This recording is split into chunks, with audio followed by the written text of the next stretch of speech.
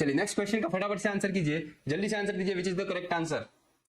Okay, ये very very important की दृष्टिकोण से क्वेश्चन आएगा। ये क्वेश्चन कैसे आएगा आप बताओगे सर? वेरी इंपॉर्टेंट क्वेश्चन आपको देखने मिलने वाला है, एकदम में ध्यान रखना।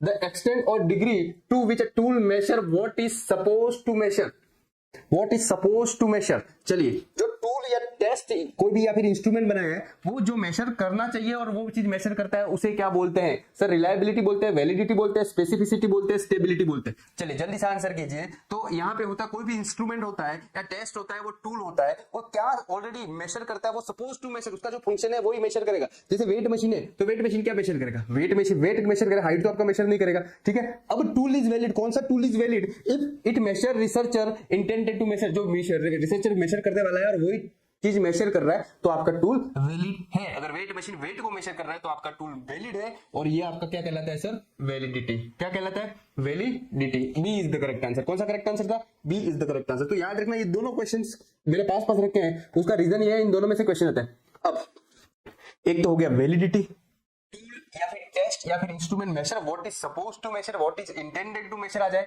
तो ये आपका हो गया वैलिडिटी। लेकिन क्वेश्चन इस तरीके से पूछे, the degree of consistency with which an instrument measures the attribute it is suppose to measuring is called. अब यहाँ पे दोनों वर्ड है ना, दोनों वर्ड है, ध्यान रखना। यहाँ पे भी सपोज टू मेजर लिखा हुआ है। लेकिन अब आपने वेट मशीन आपने किसी कंपनी का ले लिया, अगर एक वेट मशीन पे आप चेक कर रहे हो वेट, ठीक है, तो 70 kg आ गया, फिर वापस चेक किया थोड़ी देर बाद, फिर भी 70 kg आ रहा है, तो कंसिस्टेंटली सेम रिजल्ट प्रोड्यूस करता है, ठीक है। तो याद रखना, अगर डिग्री ऑफ कंसिस्टेंसी आ जाए, तो आपका क्या आ जाएगा इसका आंसर? रिलायबिलिटी। क्या आ जाएगा?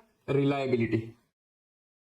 ये याद रखना, ये दोनों क्वेश्चन कॉन्ट्रैक्टरी है, और ये यहाँ पे हर टाइम क्वेश्चन बनता है। उसको और थोड़ी सी स्पेसिफाई करे और थोड़ा सा लिखे, तो यहाँ पे तो पहले तो आंसर आपका मिल गया होगा सर, इसे रिलायबिलिटी है, क्योंकि डिग्री ऑफ द कंसिस्टेंसी के साथ एक्यूरेसी भी रहती है, एक्यूरेट और कंसिस्टेंट साथ में रहता है। Which instrument measure for which it is design to measure. Clear है?